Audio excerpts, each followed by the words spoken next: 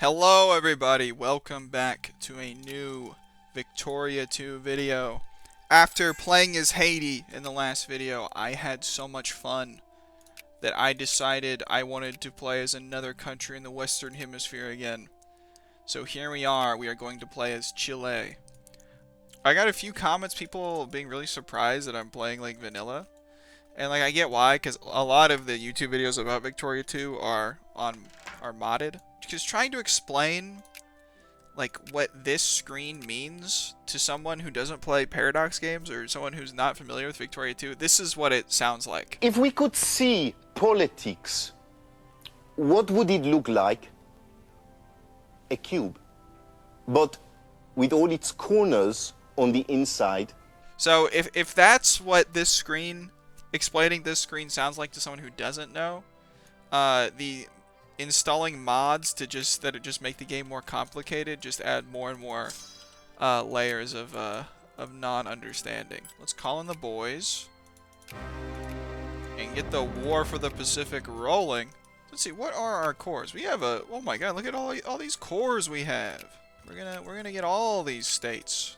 Yes. You know, Chile in real life, they are Prussian LARPers. They have the whole Prussian military traditions in real.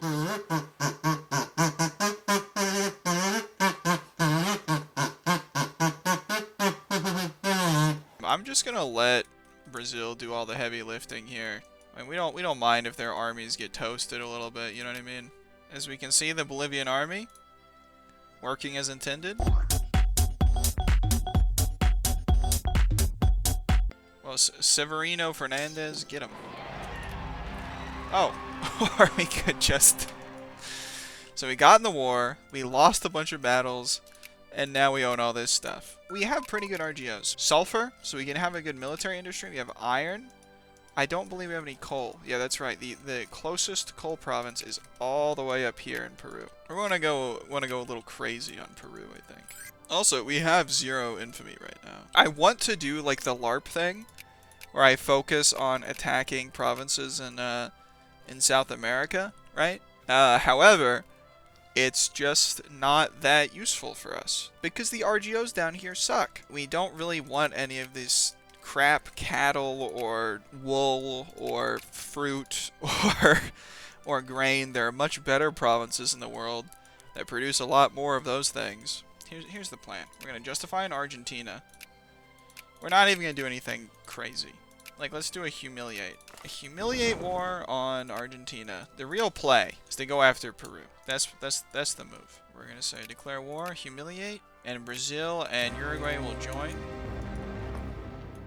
We're going to be adding war goals on Peru the whole time because they have the South Andean pops. That is what we want. That is what we need. Oh my god, I did not cheat. This event is very rare, but if you ever want to cheat, you use this event ID. And as you can see, I have not cheated, but here it is. We either get some prestige or just lose the infamy. We'll just lose the infamy. Okay, all right.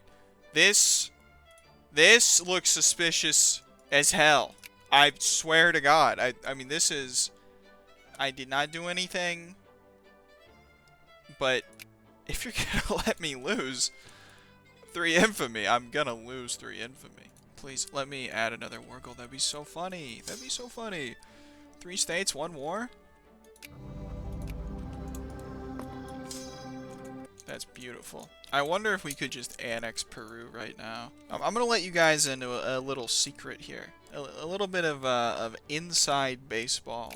Send out the justification, then you wait until it gets to like 10%, so like to 20%, then you save the game, and then you keep going. The percentage that this reaches before your justification is discovered is the amount of infamy you get. So you just kind of have, and you can keep on reloading old saves and doing what you gotta do.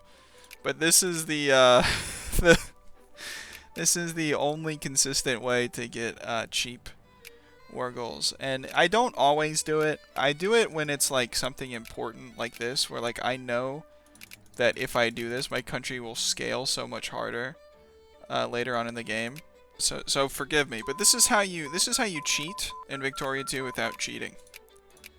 Because obviously, you know, going to the console and firing that event, that's, you know, that's just straight up cheating. This is not cheating. This is abusing game mechanics. Allow annexation. Bye bye. Bye bye. Bada bing. Bada boom.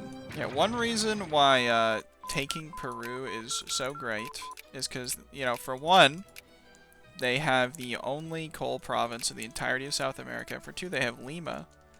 Lima, which is a huge, huge province that produces precious metals. I'm going to show you guys a cool little trick. So we're going to say, Afghanistan, we want to conquer you. We want to take one of your states. But here's the little hint. Here's a little surprise for everyone. We're not going to be doing that. We're going to go to Afghanistan, and we're going to say, give me your land. But we're not going to go to Afghanistan. Why would Chile go to Afghanistan? No, we're just going to hang out. We're just going to hang out and do our thing, right? So here's the problem, right? We are getting no immigrants, but we want immigrants. The way to get immigrants is to pass reforms. How do you pass reforms? You increase your militancy and your consciousness. Now, your consciousness goes up slowly over time. Your militancy also goes up slowly over time, but you can increase it by declaring a war on a country and then simply denying all of their white peace deals they send to you. This then raises your militancy and allows you to pass a lot of reforms. Alright, the Afghanistan war is not working. I always do it with Sikkim, this little trick. I think it has to be like an annexation war. I think that's how you make it work. I'm crazy. I'm getting all these wars, man. Yeah, here we go. So see, if we refuse this offer, we will get militancy and war exhaustion. Okay. Sorry, Afghanistan. You know what? I'm just gonna let them win. Just let the Jacobins win. We're actually starting to get immigrants. Finally. We're still gonna be able to pass all these cool reforms with healthcare and oh, it's amazing. Let's hope that the Peruvian nationalists, hopefully they go away. I guess because we conquered so many pops of our culture, I guess like ordinarily they would be reactionaries, but now they're all just going to nationalists. Which is not good. That's not good at all. Oh, now the Peruvian nationalists are gone. They are no longer going to rise up. Cool. Alright, now we need to kind of make up for lost time here. We've been kind of dicking around. Say the line, Bart. So let's go invade China. Yay!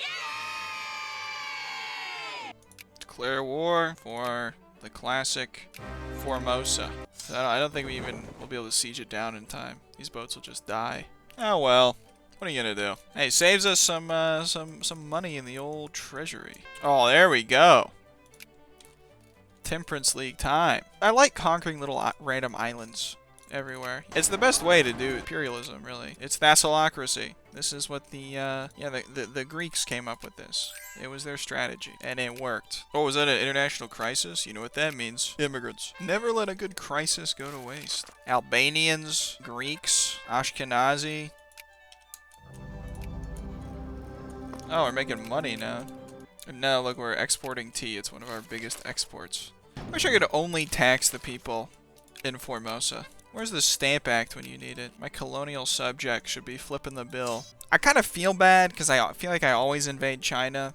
But the fact is that it's like, it's 1885. Most of the rest of the world has been carved up by big powers, right? I can't, it's not like we can go into Europe. Africa is done. We are in South America. North America is rock solid. We could come over here, maybe. These guys are still uncivilized, but it's like, yeah, 10 infamy for just like a few thousand pops. Like, no thanks, right? Or, you know, we could come over here to Asia. It's free real estate. I think we justify a humiliate war on China. We blockade them, that increases their war exhaustion. Eventually, they fall apart due to rebels. The US won't join. Despite, we had a lot of growing pains to get to this point, but I think we're actually making a kind of liberal a market liberal economy work? Our economy's not doing good at all. Oh no. We got the paper mill. The paper mill's churning. But that's about the only thing we have. Whoa, whoa, whoa. Brazil? Oh man. But the Americans are on our side. What are they doing? Our mill tech is so far behind too. Is he really gonna attack me in the mountains? Brother, that was not your best tactical decision. This was for Pastaza? This was for Chilean Pastaza? That's not even worth owning. You didn't have to cut me off. Think I like it never happened to know we were nothing. I don't even need your love, but you treat me like a stranger and I feel so. Absolutely own Brazil. What were you expecting? By declaring war on me in the fashion which they did, the Brazilians sort of inadvertently doomed, you know, tens of thousands of Chinese people over here. Because now my tech is actually good. The Chilean-Chinese War of Honor. I like that name. Oh my god. Okay, so this is the Heavenly Kingdom. When the Heavenly Kingdom event fires, which it just did, if you're a great power, you can establish protectorate on them, which gives you, it's the same thing as a conquest, except it's just cheaper. So you can get a full annexation war goal on the Taiping Heavenly Kingdom. So ideally, you want this to trigger when you have already fully sieged down the Chinese Empire, and then you declare war on the Heavenly Kingdom, help them win against the Chinese Empire, and then annex the Heavenly Kingdom, then you annex the whole Chinese Empire. It's kind of an interesting little thing. They're always so weak. They're always so weak, and they start out at the lowest civilization level, so they never win. Like, it's impossible. I've never seen them win even once. It only happens when their consciousness goes above, like, 3. But that's actually something that's really difficult to do, I think. Consciousness is determined by, like, how literate your population is. Obviously, China is not the most literate population of the world in 1892. The thing that seems to determine whether the Taiping Heavenly Kingdom actually shows up seems to be the events around influenza. There are different pandemics and outbreaks that can increase your population's consciousness. Oh my god, I have not been paying attention to what's going on in the world. We have been... Oh my god, our population is getting crazy. Oh, they westernized? Oh, no way. Oh, this is incredible. It's the most population-dense province that China owns. Suzhou over here. I want to ruin this population map mode. Because this population map mode is pretty good. This is pretty reasonable. This is like a population, you know, nationalities of a reasonable country. I bet we're getting... Oh my god, look at this. Wait, they're all going to the United States? Oh, never mind. They're coming to us. The only country that can defeat China is China. You have to turn their people against them. What? They're not westernized anymore. Are you serious? I didn't even know that could happen. I did not know that even worked like that, man. That's crazy. They just can't reinforce their troops. This guy's just standing here. He's not even unsieging it. What is going on? We'll just do this then. See, I love playing as New World countries because, like, even though, you know, we're getting the majority of our population and power from China, our core, like the center of our country, is also, like, very well developed. Let's take a little Guangdong action. This is so satisfying to me. It's so satisfying to go from a country who is, like, you know, on the ropes, on the edge, getting declared war on by Brazil, to being this monster, this little meatball monster we're creating. Oh my god, look at how many rebels! Look at how many people we're killing! Holy... They just keep on coming, too! Oh, we're gonna lose! Or not. Or we are? Get out of there. So China is uncivilized and a bourgeois dictatorship. Oh, we're a great power now. That's so epic. Look, finally, we have access to the coveted established protectorate CB. Oh. So we also discover fascism. This version of Chile, that doesn't surprise me.